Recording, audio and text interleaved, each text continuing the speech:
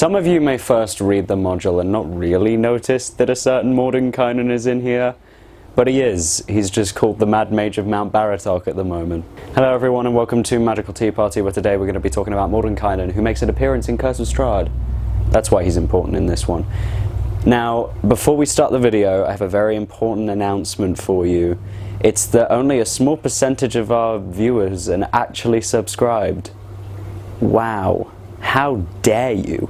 Anyone who is watching us regularly and hasn't hit the red subscribe button and dinged the bell, I am going to have to shoot. I have a gun. Kablamo. So, Curse of Strahd, haven't talked about this in a while. I have actually, at this current point, finished running Curse of Strahd. I have now successfully done a full, completed run-through of the entire module, so now I'm even more of an expert at this.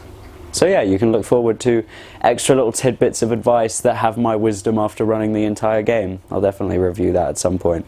So, in the areas of Barovia section, if the characters decide to head all the fucking way north, right over to the mountains, they're gonna find a certain Mad Mage of Mount Baratok. Now, this Mad Mage, in the book, I did not run him this way. I'll give you a general description of what the Mad Mage in this book is. He appears as a deer who is Mordenkainen, who polymorphed himself into a deer, and then he unpolymorphs and he's like, "Ah, you will not slay me," and then just starts killing the characters. That's very bad if they're at the early game and they decide to make a venture up there, because he is an archmage. Dude has fucking time stop. Wow. He is quite a powerful creature, and I'll talk to you a little bit more about him in the statistics sense in a moment. But right now, all you need to know is that I think Curse of Strahd did Mordenkainen dirty, because nobody is going to think to cast frickin' and Greater Restoration on him. Even Greater Restoration doesn't work, apparently.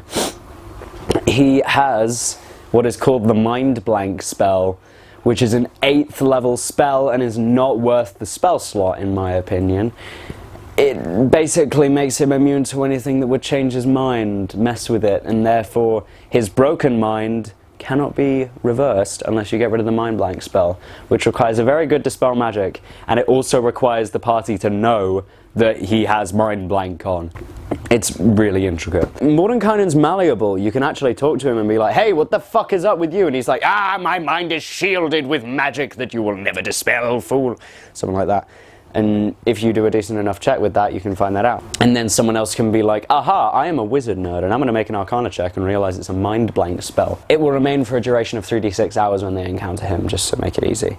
And after which his madness can be cured normally with a good old Greater Restoration, which the party is going to be 9th level if they have Greater Restoration. If not, you might have given them the boon that gives them the Greater Restoration spell on charges. So, Mordenkainen has Mordenkainen's magnificent mansion set up at the top of the mountain.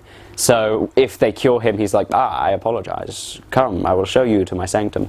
Now, I believe that none of this stuff should happen. So the book goes on to say, like, oh, he's not going to join the party, and oh, he can join them as an ally if they picked him out from the card reading, and if they have all of the 3 main magic items. And then he's like, "Yeah, I'll come along with you guys." I personally believe under no circumstance should Mordenkainen ever, and I mean ever, go with the party, because that really hammers in how spooky and scary Strahd is, that Mordenkainen, the Archmage, did not manage to defeat Strahd. That should definitely hammer it in, and how Strahd has managed to reduce Mordenkainen into nothing but a coward. That might discourage them a little bit. So, definitely, in my opinion, should not take Mordenkainen along with you for the final fight. I ran Mordenkainen in a very different way. I decided that he never went insane, and has instead maintained his pristine self, accepted that he is trapped in Barovia, and has forever lived in his magnificent mansion for the last few years that he's been there. I ruled that his time perception was a little skewed. Yes, he has massive intelligence, but he does not have the keen mind feat, so his mind is not a clock, although it's close to it. He was a couple years off with his estimation in terms of how long he'd been there, and he looked a little bit older than he said he probably was. So yeah. I personally also, basically, they went up there and they saw the Magnificent Mansion portal and they were investigating around it and they're like, do we go in? And then he peeked his head out and he's like, ah, hello, what do you need? And then like invited them in. I think I did his voice as a little more of like a pop star, like a, hey, what's up, you know? I'm Mordenkainen, because he's cool as shit in Forgotten Realms lore. So, yeah.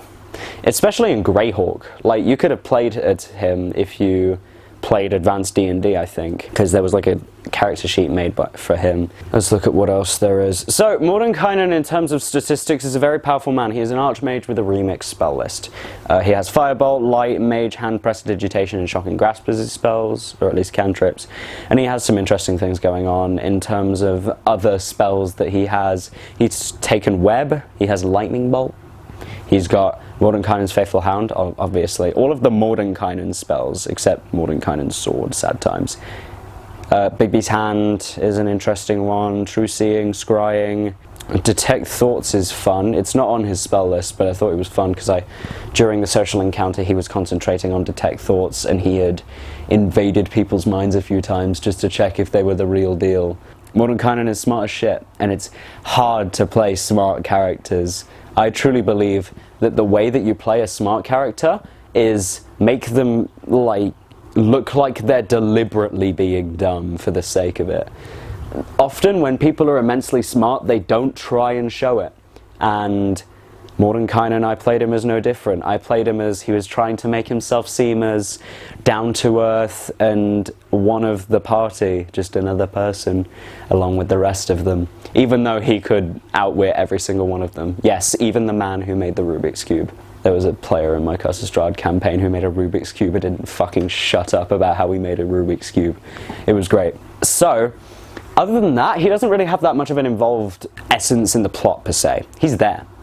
His entire purpose for being the Mad Mage of Mount Baratok is to say, Strahd bad, he defeated Mordenkainen, and now he is in a mountain whimpering. I think definitely if you have a very smart party, you could throw the original state that Mordenkainen is in at them, and perhaps drop a couple hints here and there saying that his mind seems protected. I'm not fully sure how you're gonna do that, but it's a very interesting encounter that I personally changed because my party, very, very good party. They know what they're doing and they can do it well. But none of them could have freed him from his curse. And fighting an archmage is a 50-50 between we're gonna kill him in one turn and we're all gonna die in one turn. Because of just the general nature of spellcasters, really, it's kind of how they work. Spellcasters have big spells. Mordenkainen could just kind of cast Bigby's Hand and freaking Cone of Cold and Lightning Bolt and polymorph someone, and oh my god, he could pretty easily take out the entire party if he was smart about it. So, that is pretty much it about Mordenkainen. I saw this as a recommendation, the first ever recommendation, and currently only recommendation on our Discord channel. Thank you whoever did that. I see you. Probably didn't come out until ages after you recommended it though, because of the nature of when we film and how late that is. Like, I'm gonna say right now, we have, I believe, 180, how many subscribers? 183 subscribers. When I say that, you're gonna think, well they're dumb. We're on like 200. When it's probably going to be more than that. Our growth has been crazy recently and I appreciate that. But we are going to try and do as many of the recommendations that we've had as possible to try and grind through those and give you guys truly the content that you want, because, I don't know, I'm feeling nice today. Anyway, thank you all for watching Magical Tea Party. Make sure to like, comment and subscribe. We have a Discord, I mentioned earlier, go check that out in the description. I have a Patreon where I make my own homebrew stuff. You can pay £3 a month to see all of the amazing jazz that I have to offer. And that'll be about it for today's episode. Hope to see you in the next one of Curse of Strahd, as well as just everything else. Bye. Definitely, if we ever got monetized, this one is going to be demonetized because of that. The gun stuff.